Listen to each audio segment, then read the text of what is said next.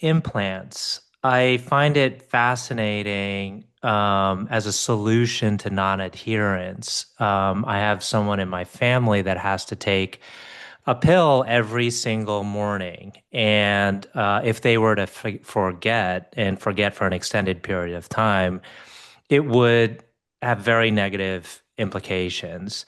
The idea, obviously, when you see an implant like yours, is that, oh, can you apply this to everything? Can you use that implant technology?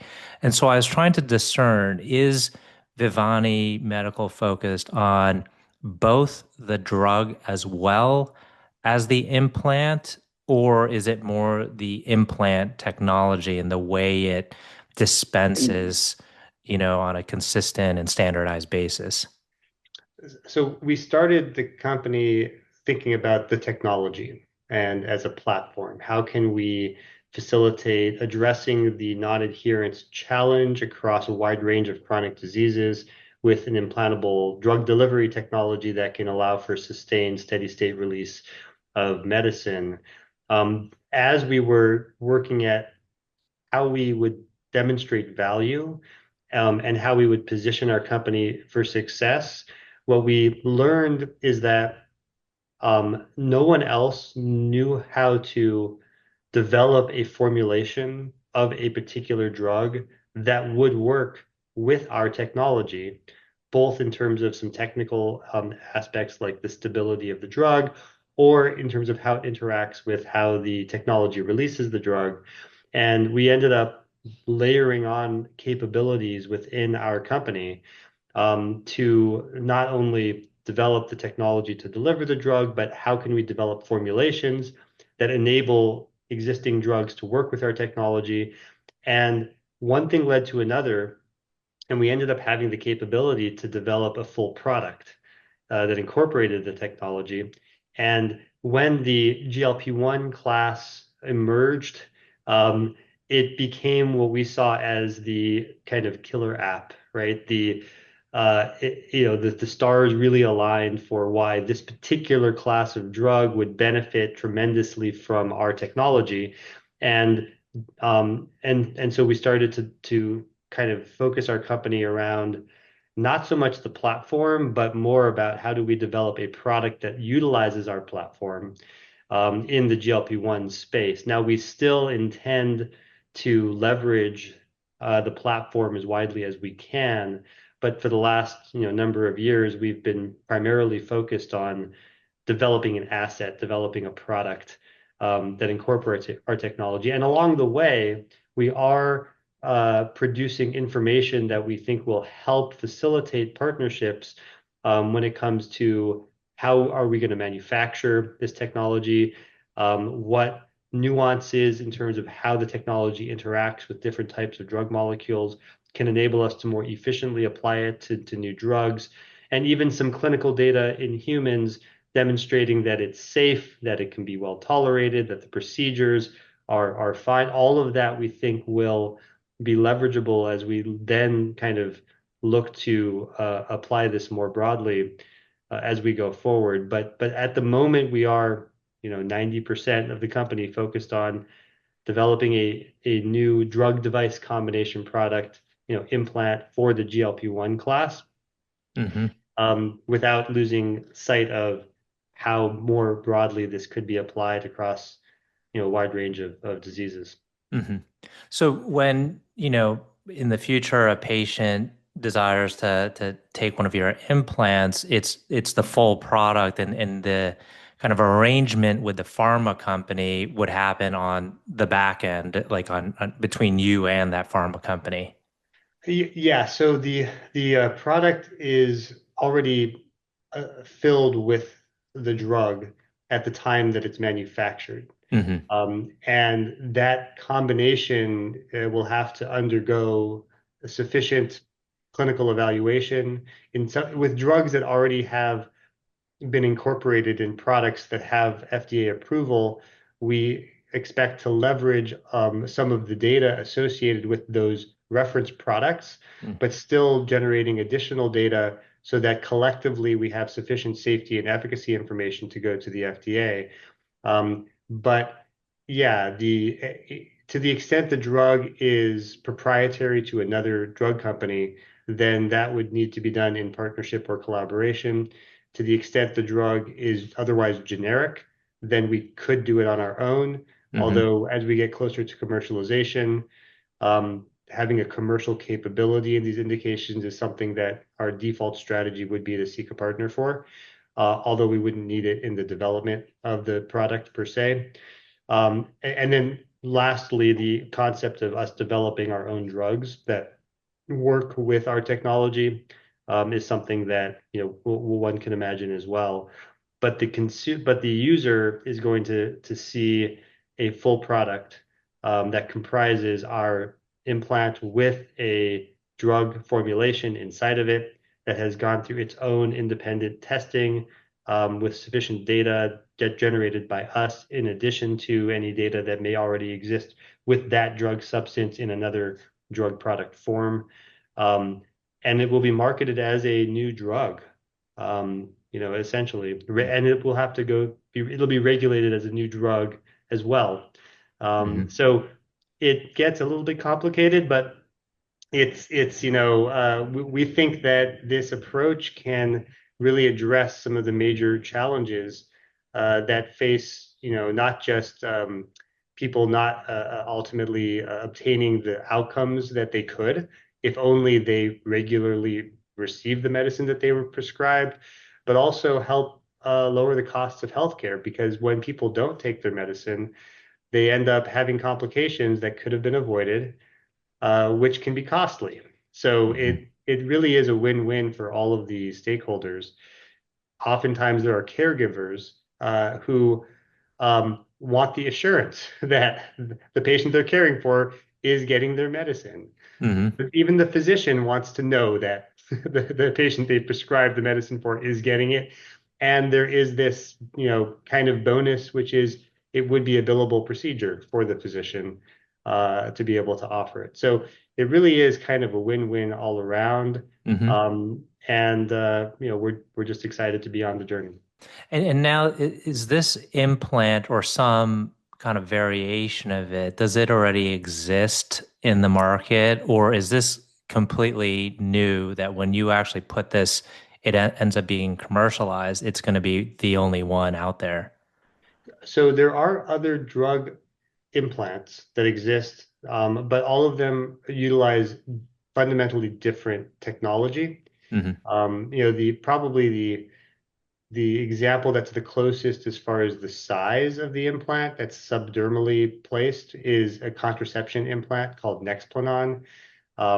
This provides several years actually of contraception relief, but it's what we find to be intriguing is that in spite of competing in a largely generic, relatively inexpensive space with easy to use daily oral medication, that product generated nearly $1 billion of revenue last year. Mm. About 10% of women who are on contraception of any kind are on a long-acting reversible option like the implant or the IUD, and it's about half-half between those two. Um, and it's routinely administered in a primary care office visit, readily trainable procedures for everyone that is generally available to do those insertions and removal. So that's a great analog for us. There are other much larger implants like that go into the peritoneal cavity that have catheters to deliver medicine in different places that are much more complicated. And that's not an exhaustive list. But the one thing I can say is that our implant technology, which utilizes it's a nanoporous membrane that passively controls the release of medicine from the reservoir, will be the first of that particular approach. Um, and that is why, we were so, pleased to see that in our first human trial, which happened earlier this year, that everything went well. Hmm. It was the first time that this type of technology had been evaluated in a human subject. We've done plenty of preclinical work in animal models, but the re but this our technology. enables the drugs like the GLP-1 agonists, which are peptides, to be delivered from a subdermal implant in a way that has very smooth release. And that is what differentiates it from the other technologies that have been used for Mm. implantable drug delivery, that are small enough in form to potentially be suitable for our application. As an example, the contraception implant technology, it's an ethylene vinyl acetate copolymer. It has been successfully applied to small molecules, to hydrophobic small molecules, um, but peptides are larger, hydrophilic, and we haven't seen successful commercial application of that type particular technology to this class of compound before. And there have been other attempts to develop implants with peptides that have not succeeded because of complications with the device performance as a result of moving parts and other complications and or manufacturing challenges. So we do think that we, with our new technology, have a path to realize the potential of implants for peptides in that for which smooth delivery would be beneficial in a way that no other technology has successfully been able to do. So if I'm understanding, you would be the first to have a GLP-1 implant. That's right. Right now we are, I think, the only at the moment the only company actively developing a GLP-1 implant. There are, probably 100 new drugs, either Hmm. orals or injectables, that are in clinical development. Some of the orals that are likely to get approved, Eli Lilly has a drug, orforglipron, that looks promising for near-term approval. So does Novo Nordisk's, oral Wegovy. Um, but there is so much development happening right now in this space because of how large the market is and where the growth opportunities are, and because there are still some challenges with the existing offerings. But no one else is developing an implant but us. And what an implant can provide is not only very infrequent administration, once or twice yearly, whereas the current, development approaches really are there are once monthlies that are in development. Some are looking at longer, even longer than that. But the difference is even if an injectable could be made to be longer than a month, then there isn't a way to stop the treatment if, for whatever reason, that became necessary. As an example, if a woman begins GLP-1 therapy and becomes pregnant, right now the recommendation is to not be on GLP-1s during pregnancy. Mm. There are a number of other conditions which can develop, and the peace of mind with an implant that if for whatever reason you needed or wanted to stop the treatment, that you could by removing the implant. And otherwise, if everything is going well, you don't have to think about taking, any sort of, pill or injection on a frequent basis. That combination really doesn't, it isn't something that anyone else is addressing. And we believe that the demonstration that, as an example, Nexplanon, the contraception implant, has shown reveals an interest and a willingness for a meaningful segment of the population to undergo a very simple, primary care office procedure that would be required for an implant, whereas, the pills and injections might not need that. But overall, we think that this allows us to justify a meaningful segment of a massive market that no one else is really addressing. That right now we think we're the only ones. And when I mentioned the only company actively developing implants, there have been others. There is one particular example that took a product all the way through phase 3 development and did not get approval, due to complications of the device, as far as what the FDA has said publicly. And then I think there have been others that at times in the past have discussed actively developing, but as of right now, we believe we're the furthest ahead, and we don't know of anyone else that is actively developing a GLP-1 implant. So we're just excited to be where we are at this moment in time, and excited to continue to make our progress. I'm curious about the formation of the company, how it came to be. It seems like there may have been some mergers and acquisitions of combining some entities, but how did you get involved? I believe you've been there for slightly over 3 years. So would love to understand the history and the evolution.